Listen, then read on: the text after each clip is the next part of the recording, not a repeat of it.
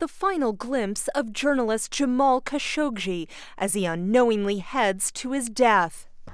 Rida has said his killing was the fault of rogue agents, but President Trump has held back from criticism of the Crown Prince, saying the relationship with Saudi Arabia is too important to risk. We're not going to give up hundreds of billions of dollars in orders and let Russia, China, and everybody else have them. It's all about, for me, very simple. It's America first.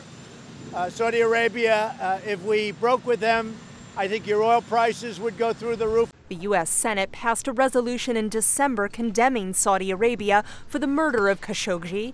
And now, 100 days after his death, he is receiving renewed attention, with Speaker Pelosi calling out Trump's decision. If we decide that commercial interest should override the statements that we make and the actions that we take, then we must admit that we have lost all moral authority to talk about any atrocities anywhere, anytime.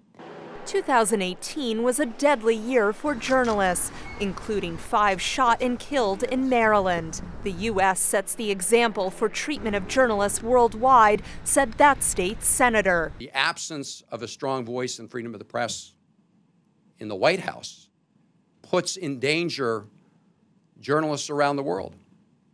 Copycats, authoritarian leaders around the world who quote the expression fake news and enemy of the people and use that as an excuse to lock up journalists in their country. 2 jailed Burmese reporters, part of a troubling movement towards less transparency. When we look around the world, it is hard not to conclude that the trends are getting worse, not better. Remembrances of Khashoggi also received Republican support. So I realize the difficult places that y'all have put yourself in. Even in his rural South Texas district, Hurd said Khashoggi's death got the attention of Americans who had never before considered the worldwide dangers for journalists. This has spurred a conversation in South and West Texas.